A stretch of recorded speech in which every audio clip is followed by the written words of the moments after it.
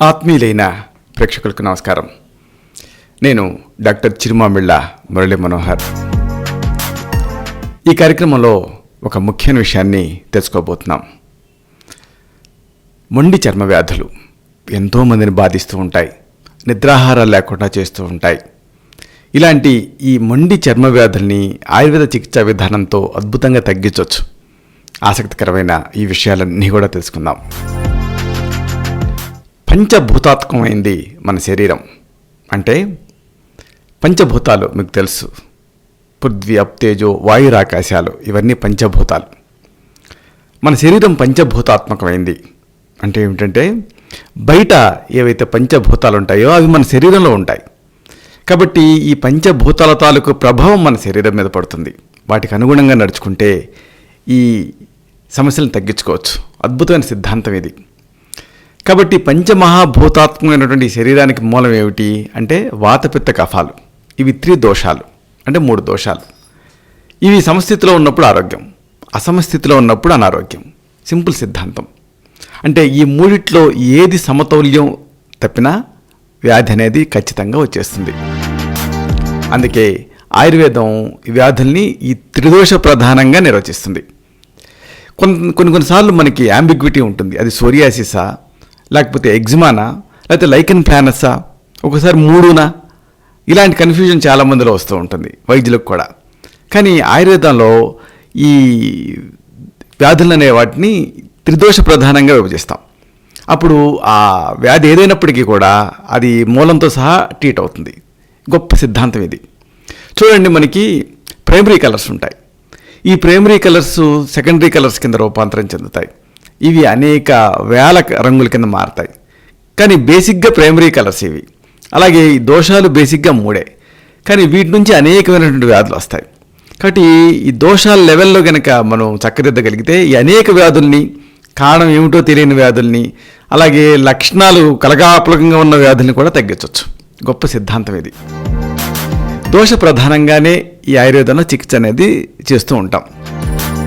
అందుకే వ్యాధుల్ని స్వరూప స్వభావాల రీత్యా మూలాల్లోకి వెళ్ళి అర్థం చేసుకోవటం, అలాగే దోషాలను సరిదిద్దటం, సంపూర్ణమైనటువంటి స్వస్థత చేకూర్చటం, ఇవి ఆయుర్వేద చికిత్సల విశిష్టతగా మనం చెప్పుకోవచ్చు. శరీరం పైన ఎక్స్టర్నల్గా అంటే బాహ్యంగా కనిపించేటటువంటి చర్మ వ్యాధుల విషయంలో కూడా ఆయుర్వేదం ఈ అంతఃసూత్రాన్ని అనుసరిస్తుంది. అందుకే చాలా మొండి చర్మ వ్యాధుల విషయంలో కూడా అమోఘమైనటువంటి అమేజింగ్గా ఉండేటటువంటి చక్కటి ఫలితాలు సాధ్యమవుతున్నాయి. చర్మం మన శరీరానికి అతి పెద్ద రక్షణ కవచం. అంతేకాదు శరీరంలో అతి పెద్ద భాగం కూడా ఈ చర్మమే. చర్మాన్ని ఆయుర్వేదంలో త్వక్ అంటారు. సాధారణంగా పై చర్మం, కింద చర్మం అని ఇలాగా 2 రకాల చర్మాలు ఉంటాయని చదువుకుంటూ ఉంటాం చిన్న తరగతులలో. అయితే ఆయుర్వేద సిద్ధాంతకర్తల్లో ఒకడైనటువంటి సుశ్రుతుడు చాలా డెప్త్కి వెళ్ళాడు. చర్మాన్ని 7 పొరల సమాహారం అని చెప్పాడు. ఆ పొరలు ఏమేమిటంటే అవభాసిని, అలాగే లోహిత, అలాగే శ్వేత, ఇంకా తామ్ర, ఇంకా వేదిని, రోహిణి, అలాగే మాంసధర. చర్మ వ్యాధులు ఈ 7 పొరలలో దేని నుంచైనా పుట్టుకురావచ్చు. కాబట్టి ఈ చర్మ వ్యాధులకి ఇంత అవగాహన అనేది అవసరం. వ్యాధి లోపల పొరలకు వెళ్తున్న కొద్దీ కూడా తీవ్రత పెరుగుతూ ఉంటుంది. అంటే డెప్త్కి వెళ్ళే కొద్దీ ఆ వ్యాధులు మొండిగా ఉంటాయి. పై పొరకు మాత్రమే పరిమితాయి అనుకోండి, త్వరగా ఆ వ్యాధులు తగ్గిపోతాయి. ఆయుర్వేదంలో చర్మ వ్యాధుల్ని కుష్ఠం అంటారు మామూలుగా. అందుకే ఈ కుష్ఠాది తైలం అనేది ఇలాంటి ప్రిస్క్రైబ్ చేస్తే మామూలు పేషెంట్స్ భయపడిపోతారు, నాకు కుష్ఠ వ్యాధి ఉందా ఏమిటని. కానీ ఏ చర్మ వ్యాధినైనా ఆయుర్వేదంలో కుష్ఠం అనే అంటాం. తేలికపాటి చర్మ సమస్యల నుంచి కష్టతరమైనటువంటి లెప్రసీ అంటే కుష్టి వ్యాధి, ఇలాంటి అన్నీ కూడా ఈ కుష్ఠం వ్యాధి కిందకే వస్తాయి. ఇవి చికిత్సకి ఎంత త్వరగా లొంగుతాయన్న సాధ్యాసాధ్యతలను బట్టి ప్రధానంగా వీటిని క్షుద్రకుష్ఠం, అలాగే మహాకుష్ఠం అని 2 రకాలుగా విభజించారు. క్షుద్రకుష్ఠం రకాలు అనేవి సత్వరమే, అంటే వెంటనే, అది కూడా మరీ అంత శక్తివంతమైనటువంటి మందులు అవసరం లేకుండానే సాధ్యం అవుతాయి. ఇక చికిత్స చాలా కష్టసాధ్యంగా తయారై చాలా ప్రభావవంతమైనటువంటి మందులకు మాత్రమే లొంగే జబ్బులు అనుకోండి, వాటిని మహాకుష్ఠాల కింద ఆయుర్వేదంలో పరిగణిస్తాం. క్షుద్ర కుష్ఠాలనేమో 11 రకాలు ఉన్నాయి, మహాకుష్ఠాలనేమో 7 రకాలు ఉన్నాయి. ఇలాగ దాదాపుగా ఒక 18 రకాల చర్మ వ్యాధులను ప్రధానంగా ఆయుర్వేదంలో చెప్పారు. ఇవే కాకుండా చిత్రం అంటే తెల్ల మచ్చలు, అదే బొల్లు అంటారే అది, అలాగే కళ్ళ కింద మచ్చలను తెచ్చిపెట్టేటటువంటి వ్యంగం, ఇలాంటి వ్యాధుల వర్ణన కూడా ఉంది. అలాగే దురద, మంట, మచ్చలతో కూడినటువంటి ఉదర్థం, అలాగే కోటరం, ఇలాంటివి కూడా ఈ చర్మ వ్యాధుల డిస్క్రిప్షన్ కూడా ఆయుర్వేదంలో ఉంది. ఇక ఈ సందర్భంగా ఒక ముఖ్యమైనటువంటి విషయం తెలుసుకుందాం. అసలు ఈ వ్యాధులు ఎందుకు వస్తాయి, కారణాలు ఏమిటి? సంక్షేపత క్రియాయోగో నిదానస్య చ వర్జనం ఉంటుంది ఆయుర్వేదం. అంటే కారణాలు కనుక్కొని సరిదిద్దుకోవటం. కాబట్టి వరుసగా చర్మ వ్యాధులకి కారణాలు తెలుసుకుందాం. ముఖ్యంగా చెప్పుకోవాల్సింది విరుద్ధాహారం గురించి. కలిపి తినకూడని ఆహార పదార్థాలని విరుద్ధాహారాలు అంటారు. వీటిని తిన్నారనుకోండి, అప్పుడు సమస్యలు వస్తాయి. ఉదాహరణకు చేపలు లేకపోతే పుల్లగా ఉండేటటువంటి వస్తువులతో పాటు పాలు కలిపి తీసుకున్నారనుకోండి, విరుద్ధాహారం, చర్మ వ్యాధులు వస్తాయి. అలాగే బాగా వేడి మీద వేయించినటువంటి పదార్థాలని ఈ చల్లటి పదార్థాలతో కలిపి తిన్నారనుకోండి, విరుద్ధాహారం. అలాగే వండిన వాటిని తిరిగి మళ్ళీ మళ్ళీ వేడి చేస్తున్నారనుకోండి, విరుద్ధాహారం. అలాగే కాచిన నూనెలను మళ్ళీ మళ్ళీ వేడి చేసి వాడుతున్నారనుకోండి, విరుద్ధాహారం. ఇవన్నీ విరుద్ధాహారాల కింద వస్తాయి. తిన్నది జీర్ణం కాకముందే మళ్ళీ తిన్నారనుకోండి, అది కూడా విరుద్ధాహారమే. అలాగే పెరుగు, పులుపు, ఉప్పులు వీటిని ఎక్కువగా తీసుకున్నారనుకోండి, ఇవన్నీ కూడా విరుద్ధాహారాల కింద మనం అనుకోవాలి. ఇక ఈ చర్మ వ్యాధికి మరొక ముఖ్యమైన కారణం విహారం. అంటే ఎండలో ఎక్కువగా తిరిగినా, అలాగే ఆహారాన్ని భుజించిన వెంటనే సంభోగంలో పాల్గొన్నా, ఇంకా రోజు పగటిపూట నిద్రపోయినా, ఇలాంటివన్నీ కూడా చర్మ వ్యాధులకి కారణాలు. అంటే ఇది విహార సంబంధమైనటువంటి కారణాలు. ఇక చర్మ వ్యాధులకి మానసిక కారణాలు కూడా ముఖ్యమైన కారణాల కింద ఉంటాయి. తీవ్రమైనటువంటి ఒత్తిడి, అమితమైనటువంటి మానసిక శ్రమ, ఎక్కువగా ఆలోచించటం, ఈర్ష్య ద్వేషాలు, ఇలాంటి రాగద్వేషాలు, ఇవన్నీ కూడా చర్మ వ్యాధులకి కంట్రిబ్యూట్ చేస్తాయి. ఇక కాలకృత్యాల్ని ఆపుకోవటం వల్ల కూడా చర్మ వ్యాధులు వస్తాయి. ఇది కూడా ఒక కారణమే. మలం, మూత్రం, ఆకలి, దప్పిక, ఇలాంటి 13 వేగాలని ఆయుర్వేదంలో చెప్పారు. వీటిని ఆపుకున్నారనుకోండి, చర్మ వ్యాధులు వస్తాయి. ఇక చర్మ వ్యాధులకు మరొక ముఖ్యమైన కారణం ఆయుర్వేదంలో చెప్పింది పాపకర్మలు, చెడు స్వభావం, నేర ప్రవృత్తి, అపరిశుభ్రత, అలాగే విరుద్ధాచారాలను పాటించటం, ఇంకా గురువుల్ని నిందించటం, ఇలాంటివన్నీ పాపకర్మల కింద వస్తాయి. ఇవి కూడా చర్మ వ్యాధులకి కారణం అవుతాయి అనేది ఆయుర్వేద భావన. ఇక అంటుకోవటం, అంటువ్యాధులు కూడా ఒక కారణమే. ఇలాగ అంటుకోవటం ద్వారా, టచ్ ద్వారా కూడా చర్మ వ్యాధులు వస్తాయి. శారీరక స్పర్శల్ని ఆయుర్వేదంలో గాత్ర సంస్పర్శ అంటారు. వీటి వల్ల కొన్ని చర్మ వ్యాధులు ఒకళ్ళ నుంచి మరొకళ్ళకి స్ప్రెడ్ అయ్యేటటువంటి అవకాశం ఉంటుంది. వ్యాధి రసిగారుతున్న దశలో వారితో సన్నిహితంగా మెరిగే వాళ్ళకి ఇలాంటి వ్యాధులు వచ్చేటువంటి అవకాశం ఎక్కువ. అయితే అవతల వాళ్ళ రోగనిరోధక శక్తి మీద కూడా ఈ చర్మ వ్యాధులు వస్తాయా రాదా అనేది ఆధారపడి ఉంటుంది. ఇక వంశపారపర్యత, ఇది కూడా ఒక కారణమే. ఆయుర్వేదం కులజం అంటుంది.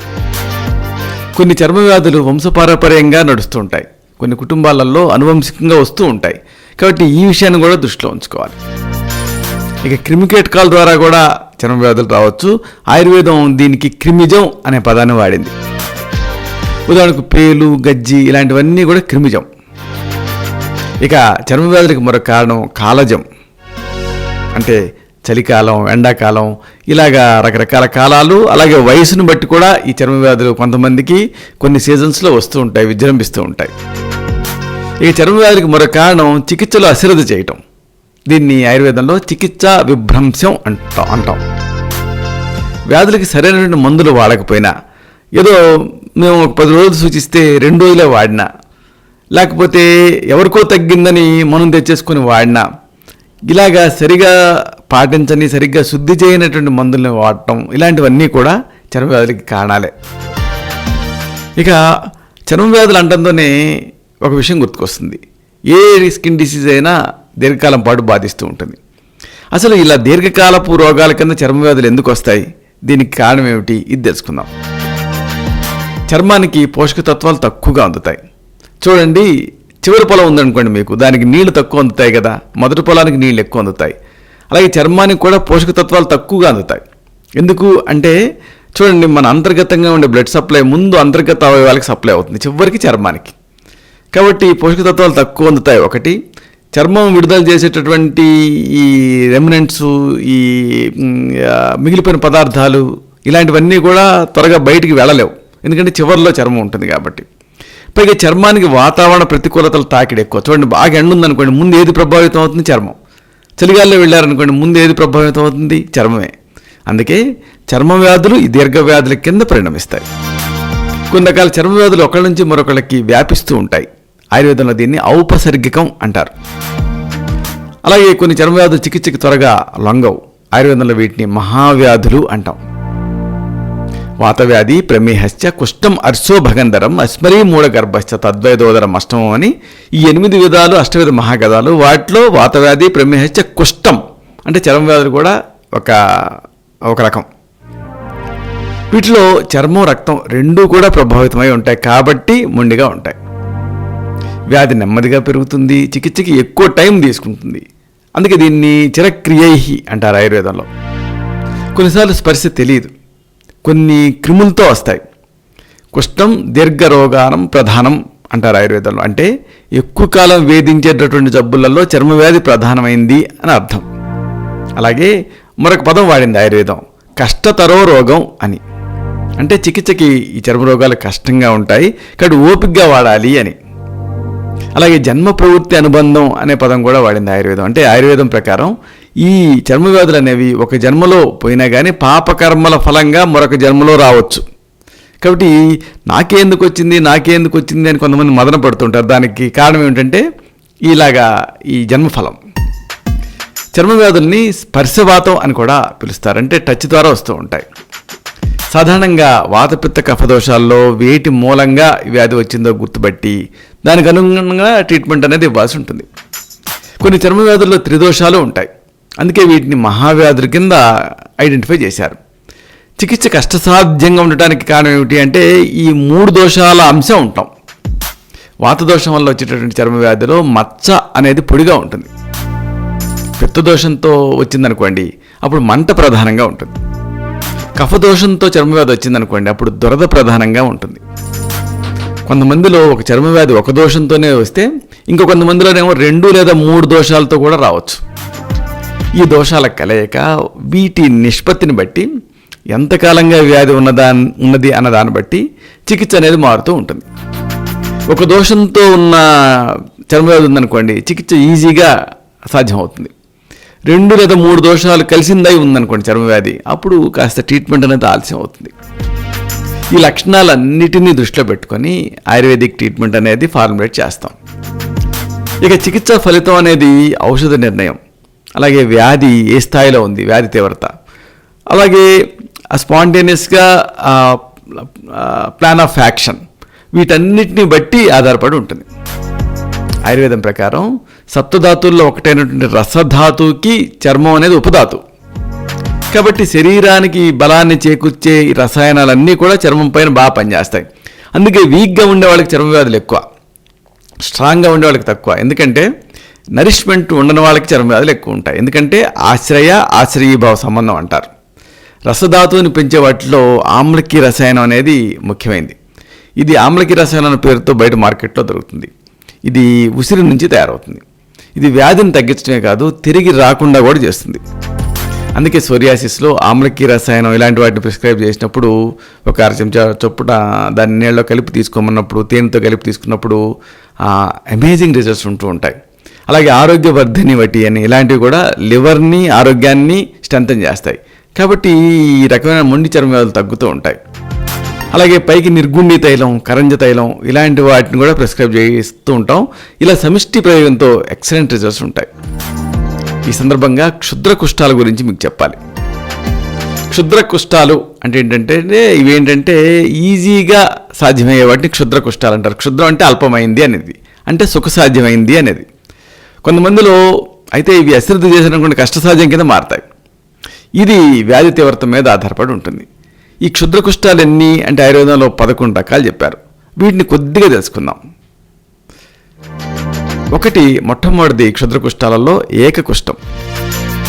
మచ్చ ఏర్పడిన చోట చెమట పట్టదు. శరీరంలో ఎక్కువ భాగాలకు ఇది వ్యాపిస్తుంది. అక్కడ చర్మం చేప పొలుసుల్లాగా రాలుతూ ఉంటుంది. ఏనుగు చర్మంలాగా దళసరిగా ఉంటుంది. ఒక రకంగా దీన్ని సోరియాసిస్తో పోల్చవచ్చు. ఇక రెండోది కిటిబా కుష్ఠం. ఇందులో నల్లటి మచ్చ కనపడుతుంది. దీనికి ఎత్తు పల్లాలు ఉండాల్సినటువంటి అవసరం లేదు, ఒక మచ్చలాగా చేతికి తగులుతుంది. మూడోది వైపాదిక, అంటే ఈ పాదాలకు వచ్చేటటువంటి కాళ్ళ పగుళ్ళు. ఇది సాధారణంగా కాళ్ళకి, పాదాలకి, అలాగే చేతులకి కూడా వస్తూ ఉంటుంది. ఇందులో కొంచెం బాధ, చర్మం పగిలి నీరు కారుతూ కనిపిస్తూ ఉంటుంది. ఇక నాలుగోది అలసకం, అంటే దురద ఎక్కువగా ఉంటుంది, అలాగే దద్దురు కూడా కనిపిస్తుంది. ఇక 5 దద్దురు మండలం, అంటే దురద ఎక్కువగా ఉంటుంది. ఈ రకం చర్మ వ్యాధిలో బొబ్బలు కూడా వస్తాయి. ఇక 6వది చర్మదళం, ఎర్రటి మచ్చలు ఉంటాయి, అలాగే నొప్పి ఉంటుంది, దురద ఉంటుంది. ఈ భాగంలో చేయి పెట్టారనుకోండి బాధ కలుగుతుంది. ఇక 7వది పామ, అంటే దాదాపుగా ఎగ్జిమా లాంటిది. ఈ మచ్చల మీద దురద చాలా ఎక్కువ ఉంటుంది. ఇక 8వది ఖచ్చు, అంటే మచ్చ మీరు స్పర్శించి చూసుకుంటే మందంగా ఉంటుంది. ఇక 9 విస్ఫోటం, అంటే చర్మం బొబ్బలుగా లేస్తుంది, విపరీతమైనటువంటి మంట ఉంటుంది. ఇక 10 శతార, అంటే ఎరుపు రంగులో పెద్ద సంఖ్యలో కురుపులు అనేవి కనిపిస్తాయి. ఇక 11 విచర్చిక, ఈ రకం చర్మ వ్యాధిలో మచ్చ నల్లగా ఉంటుంది, అలాగే చీమ వస్తుంది. ఇవే కాకుండా ఇతర రకాల చర్మ వ్యాధుల గురించి కూడా చెప్పారు. ఉదాహరణకు స్విత్రం, ఇందులో తెల్లటి మచ్చలు కనిపిస్తాయి. వాడుక భాషలో దీన్ని బొల్లి అంటూ ఉంటారు. ఇక తర్వాతది వ్యంగం, అంటే కళ్ళ కింద నలుపు మచ్చల్లా తయారవుతూ ఉంటాయి, సాధారణంగా ఆడవాళ్ళలో ఎక్కువ. ఇక తర్వాతది ఊదర్థం, కందిరీగలు గుట్టితే ఎట్లాగ చర్మం పైన దద్దు తయారవుతుందో అలా వస్తుంది. సూదులతో గుచ్చినట్టుగా పోటు ఉంటుంది ఉదర్థంలో, ముఖ్యంగా నడుం దగ్గర ఈ రకమైన దద్దులు కనిపిస్తూ ఉంటాయి, శిశిర ఋతువులో ఎక్కువ. ఇక తర్వాతది కోఠం, శరీరంలో దురదతో కూడినటువంటి ఎరుపు రంగులో చాలా దద్దులు వస్తాయి. చికిత్స తీసుకోకపోయినా కానీ వాటంతట అవే తగ్గిపోతాయి, కానీ బాధ పెడుతూ ఉంటాయి, మళ్ళీ వస్తూ ఉంటాయి. ఇవన్నీ కూడా క్షుద్ర కుష్ఠాలు. ఇక మహాకుష్ఠాలు, వీటి గురించి కూడా తెలుసుకోవాలి. మహాకుష్ఠాలు నయం కావడం అనేది వ్యాధి ఎన్ని రోజుల నుంచి ఉంది, సమస్య చర్మంలో ఏ పొర వరకు విస్తరించి ఉంది అన్న దానిపైన ఆధారపడి ఉంటుంది. ఈ మహాకుష్ఠాలకి ముఖ్యంగా రోగి బలం, రోగ బలం రెండింటిని కూడా అంచనా వేసి ట్రీట్మెంట్ ఇస్తూ ఉంటాం. ఈ మహాకుష్ఠాలలో 7 రకాలు ఉన్నాయి. ఒకటి కపాల కుష్ఠం, అంటే చర్మం మీద విస్తృతంగా మచ్చలు వస్తాయి, అవి ఎర్రగా ఒక కుండ పెంకులా ఉంటాయి. ఇక మహాకుష్ఠాల్లో రెండోది ఔదుంబర కుష్ఠం, ఇందులో ఈ మచ్చలు నొప్పి, మంట ఇలాంటి వాటితో కూడుంటాయి. అక్కడ చర్మం మేడిపండు రంగులో కనపడుతుంది. ఇక తర్వాత మహాకుష్ఠాలలో మండల కుష్ఠం, మండలం అంటే రౌండ్, అంటే మచ్చలు గుండ్రంగా ఉంటాయి, ఎరుపు రంగులో కనిపిస్తాయి. ఇక 4వది ఋష్యజిహ్వ, అంటే ఈ మచ్చలు దుప్పి నాలుక ఆకారంలో ఎర్రగా ఉంటాయి. ఇక 5వ మహాకుష్ఠం పుండరీక కుష్ఠం, అంటే తామరాకు మాదిరిగా గుండ్రంగా ఈ మచ్చలు కనపడతాయి. ఇక తర్వాతది సిద్మ కుష్ఠం, అంటే చర్మం పైన తెల్లటి పిండిలాగా పొట్టుగా రాలుతూ ఉంటుంది. ఇక తర్వాతది కాకంటిక, అంటే ఈ మచ్చలు గురివింద గింజల్లాగా కొంచెం ఎర్రగా, కొంచెం నల్లగా ఉంటాయి. ఈ సందర్భంగా ఏకకుష్ఠం, అంటే సోరియాసిస్ గురించి ముఖ్యంగా చెప్పాలి. చర్మవ్యాధులలో ఏకకుష్ఠం, చర్మదళం, కోఠం ఇవి ఎక్కువగా కనపడతాయి. ఈ ఏకకుష్ఠం లక్షణాలు ఇవి మనం ప్రబలంగా చూస్తున్నటువంటి సోరియాసిస్కి చాలా దగ్గరగా ఉంటాయి. అంటే ఏమిటి? త్వచ వికృతి ఉంటుంది, అంటే చర్మపు రంగు మారుతుంది. అలాగే ఈ త్వచ వైవిన్యం ఉంటుంది, అంటే చర్మం ఇలా కుంచుకుపోతుంది, దగ్గరకు వస్తుంది, అంటే వ్యాకోచించదు. ఇక పొలుసులు రాలుతూ ఉంటాయి. అలాగే మండలోత్పత్తి, అంటే గుండ్రంగా మచ్చలు ఏర్పడుతూ ఉంటాయి. ఇంకా పిడకోత్పత్తి, అంటే మచ్చల్ని చేతితో తాకారనుకోండి అంచులు తగులుతాయి. అలాగే కండు ఉంటుంది, అంటే దురద కూడా ఉంటూ ఉంటుంది. ఈ సందర్భంగా అసలు ఈ చర్మ వ్యాధులకి కొన్ని పూర్వరూపాలు ఉంటాయి, వీటిని తెలుసుకోవటం ముఖ్యం. చర్మ వ్యాధులు రావడానికి ముందుగానే కొన్ని లక్షణాలు కనపడతాయి, వీటిని పూర్వరూపాలు అంటారు. ఇవే కొన్నేళ్ల తర్వాత వ్యాధి రూపంలోకి మారతాయి. ఈ పూర్వరూపాల స్థాయిలో కనుక ఈ చర్మ వ్యాధిని ఐడెంటిఫై చేయగలిగితే ట్రీట్మెంట్ అనేది సాధ్యం అవుతుంది, క్యూర్ చేయడం సాధ్యం అవుతుంది. కాబట్టి ఇందుకు ఈ ఆహారం, విహారం ఇలాంటి వాటితో పాటు శరీర తత్వం కూడా దోహదం చేస్తుంది. ఈ దశలో చికిత్స తీసుకుంటే అది వ్యాధి కింద మారకుండా చూసుకోవచ్చు. కొన్ని పరిస్థితుల్లో వీటిని వ్యాధి రూపాలుగా కూడా పరిగణించాల్సి ఉంటుంది. చర్మ వ్యాధి వచ్చే భాగంలో చేతితో తాకారనుకోండి, నునుపుగా కానీ గగ్గురుగా కానీ ఉంటుంది పూర్వరూపం. అలాగే ఎక్కువగా చెమట పట్టవచ్చు, లేదా అసలు చెమట పట్టకపోవచ్చు. అలాగే రంగు మారుతుంది, ఇది ఒక పూర్వరూపం. అలాగే మంట, దురద ఇలాంటివి ఉంటాయి. ఇంకా ఒకవేళ స్పర్శించి చూసుకున్నారనుకోండి, సరిగ్గా ఉండదు, ఇది కూడా ఒక పూర్వరూపమే. అలాగే సూదులతోటి పొడిచినట్టుగా పోటు వస్తూ ఉంటుంది. ఇంకా కందిరీగలు కుట్టినట్టుగా దురదగా, చికాగ్గా, దద్దురు రావటం ఇలాంటివి కూడా ఉండొచ్చు, ఇది కూడా పూర్వరూపమే. సరే, మరి ఇలాంటి చర్మ వ్యాధులకి ఆయుర్వేద చికిత్స ఎలా ఉంటుంది ఇది తెలుసుకుందాం. చర్మ వ్యాధులకి ఆయుర్వేదం ప్రధానంగా 2 రకాల చికిత్సల్ని సూచిస్తుంది. ఒకటి ఏంటంటే శోధనం, 2 శమనం. త్రిదోషాలలో ఏ దోషాల ప్రమేయంతో వ్యాధి వచ్చింది అన్నది గుర్తుపట్టి దానికి అనుగుణంగా వమనం, విరేచనం, వస్తి ఇలాంటి పంచకర్మల ద్వారా ఈ దోషాలని తొలగిస్తాం. దీన్ని శోధనం అంటాం ఆయుర్వేదంలో.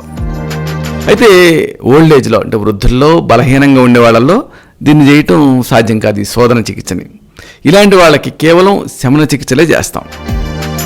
శమనానికి ఔషధ ద్రవ్యాలు, అలాగే ఆహార ద్రవ్యాలు వీటిని కలగలిపి సూచించడం జరుగుతుంది. ఒకవేళ చర్మవ్యాధి దీర్ఘకాలంగా వేధిస్తుంది అనుకోండి, అప్పుడు రసౌషధాన్ని వాడతాం. రోగి బలహీనంగా ఉన్నా, జబ్బు ఈ మధ్య కాలంలోనే వచ్చినా, లేకపోతే ఒకవేళ ఈ డిసీజ్ తాలూకు తీవ్రత తక్కువగా ఉన్నా, అప్పుడు ఈ మూలికా ద్రవ్యాలను ఇస్తాం. చర్మవ్యాధుల్లో లోపలికి వేసుకునేటువంటి మందుల్ని అంతఃపరిమార్జనం అంటాం. అలాగే పైపూత లేపనాలనేమో బహిపరిమార్జనం అంటాం. ఈ 2 కూడా ట్రీట్మెంట్కి ముఖ్యం. ఎందుకంటే చర్మం లాస్ట్లో ఉంటుంది కాబట్టి అంగప్రత్యంగాలలో ఎక్స్టర్నల్గా, ఇంటర్నల్గా 2 విధాలుగా ఇవ్వటం ముఖ్యం. ఇలాగ 2 రకాలుగా ఇస్తేనే ఈ జబ్బు అనేది పూర్తిగా నయం అవుతుంది. అంటే రెండిట్లో ఏది మానేసినా ఫలితం అనేది అంతంత మాత్రంగానే ఉంటుంది. ఈ సందర్భంగా ఔషధాలు, ఔషధ ద్రవ్యాలు వీటి గురించి తెలుసుకుందాం. ఆయుర్వేదంలో చాలా చక్కటి నిరపాయకరమైనటువంటి ఔషధాలు ఉన్నాయి.